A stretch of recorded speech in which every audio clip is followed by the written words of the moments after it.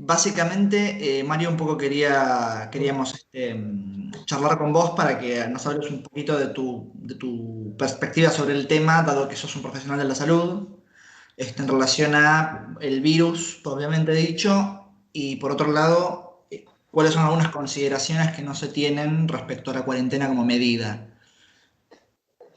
Bueno, mirá, en principio la cosa primera para decir es que este es un virus nuevo, por lo cual todas estas informaciones se están generando y existen mucha información contradictoria que no permite, digamos, tener una cosa muy clara. Ese es un punto. El segundo punto que hay que tener presente es que la humanidad ha sufrido distintas epidemias durante toda su historia y que la mayoría de ellas son limitadas en el daño que causan. Algunas son más dañosas, otras menos, pero en líneas generales son como una especie de tormenta que llegan, dañan lo que tienen que dañar y después se van. O sea que normalmente no terminan con la humanidad, ¿sí? Ahora, concretamente respecto a esta epidemia, ha habido una gran confusión respecto a muchas cosas que realmente creo yo que han sido manejadas con mucha descuido los datos y sacando conclusiones erradas. En principio, por ejemplo, hoy vi un artículo que publicó Miguel, que es una prepublicación en realidad, donde los le hicieron en Santa Clara y muestran que la cantidad de muertos por la cantidad de infectados es relativamente baja, ¿sí? Pero, por ejemplo, me parece a mí más importante que el hecho de la cantidad de muertos por la cantidad de infectados, es mucho más importante que la mortalidad ha sido muy marcada en la gente grande y al punto tal de que sobre casi 10.000 españoles muertos, la mediana es 82 años, ¿sí? Entonces, eso nos da otro punto de vista, que es otro punto de examen, que es decir, que nos marca una población que muere por el coronavirus y mucha gente a la que el coronavirus no le hace nada. Claro, Y de ahí la primera cosa que parecería surgir fuertemente es que las personas jóvenes deberían haber seguido su vida normal. efectivamente.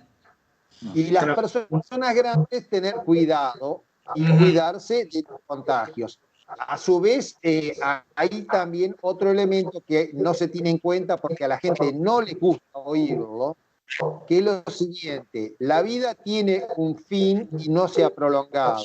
Cuando vos tenés 95 años, próximamente te vas a morir. Ujú. Entonces eso sucede cuando entra, por ejemplo, en este caso el coronavirus, pero ha ocurrido anteriormente cuando entra la Escherichia coli en un geriátrico y hace una intoxicación con la toxina que tiene y mueren varios viejos porque son débiles y están en la época donde la gente empieza a morir.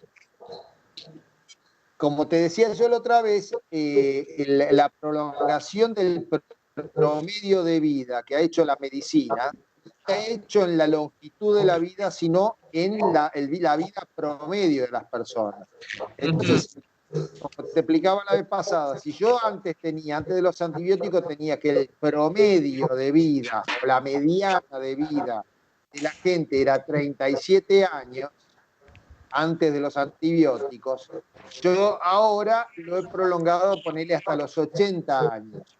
Pero Claro. el asunto es que la vida no se hizo más larga. Es decir, cuando la gente vivía 37 años, lo máximo que se alcanzaba eran 100 y ahora sigue siendo 100. Entonces, al correr la mediana de la población hacia los 100 años, lo que yo voy a tener es que cercano entre los, vamos a suponer que tuviera una mediana en 90, para exagerar.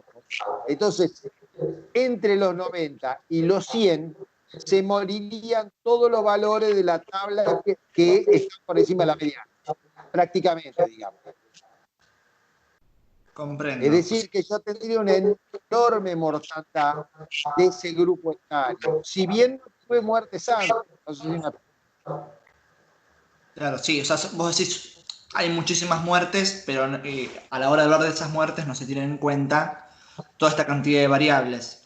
Además, que también hubo información contradictoria en relación al tratamiento de esta enfermedad. ¿Vos a qué te referís con eso?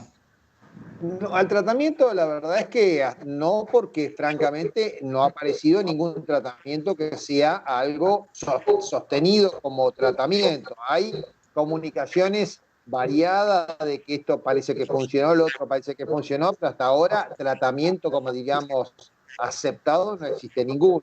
O sea, se hacen pruebas, qué sé yo, cuando tenés un paciente muy grave, tenés cierta autorización a intentar tratamientos que no están del todo digamos, probado, pero bueno, si se va a morir, o le das, le das la hidrocloroquina o le das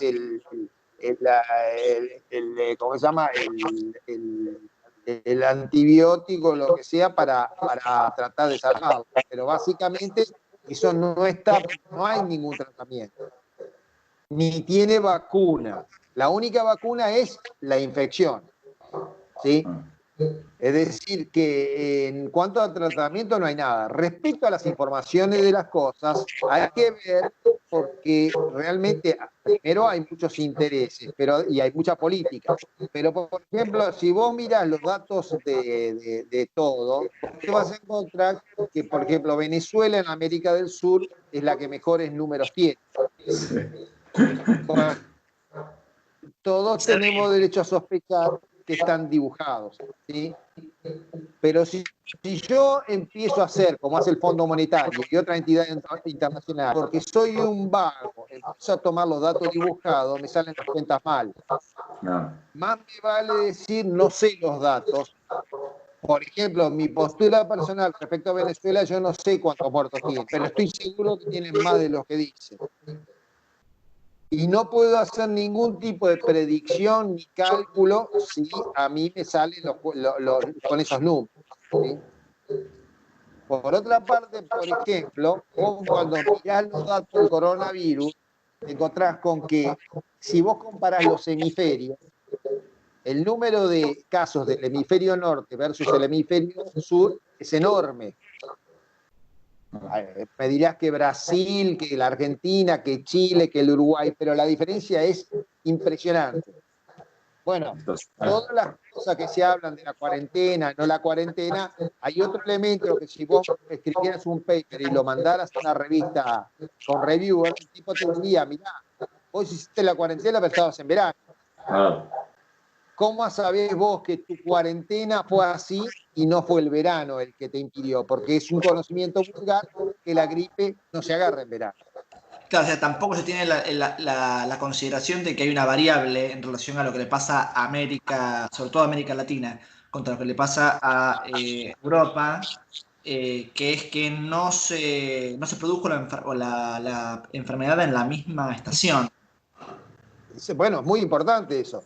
Eh, para ser, te diría, completamente imparcial, no te puedo decir que eso sea un factor fundamental, pero desde el punto de vista científico, cuando vos afirmás algo, vos tenés que lograr tener resueltas las cuestiones que los demás te pueden decir. Entonces, si vos me decís la cuarentena anduvo bien, yo te pregunto, ¿cómo sabés que eso fue la cuarentena y no el hecho de que el hemisferio sur estuviera en verano? Y vos me tenés que responder eso y descartar esa cuestión que yo le hago a tu afirmación.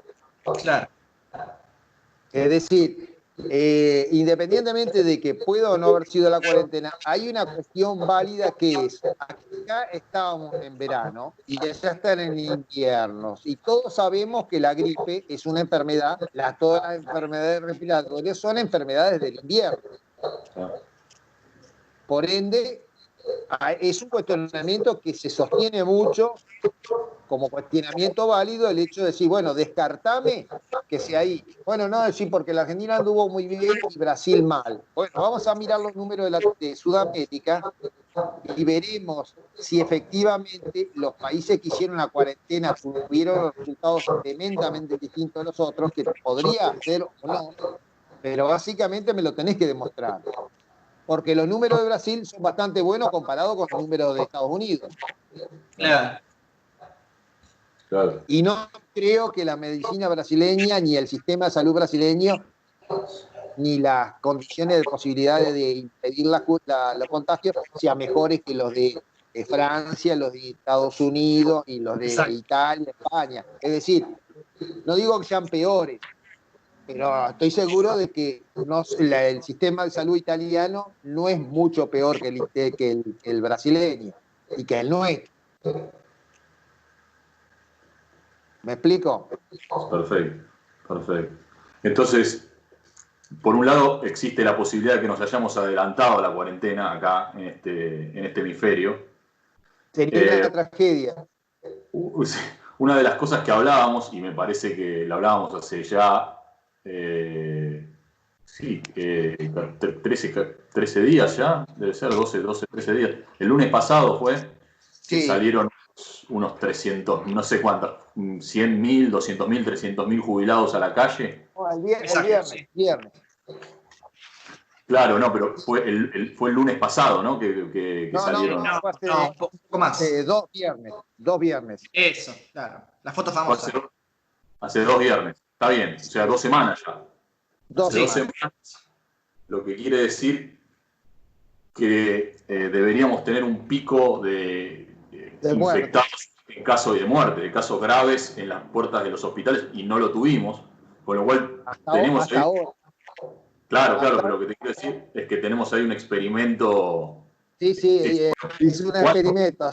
Si nosotros no tenemos un aumento importante de muertos, te diría dentro del pedido aceptable de lo que sería infección, incubación, desarrollo de síntomas y muerte, que pues, se calcula que son 6 días y 6 días, más o menos serían 12 días, pero ponele que a lo mejor la alargás un poco, vamos a suponer entre los 7 y los 21 días del episodio. Si nosotros no tenemos una mortandad enorme, quiere decir que, uno, se sabe que el virus es contagioso.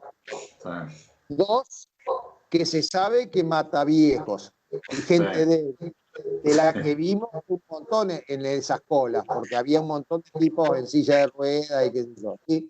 Entonces, si no se produce la mortandad, la pregunta es, tal vez al virus en un clima cálido no lo ayude. Exacto. Y fuimos encerrados al cohete.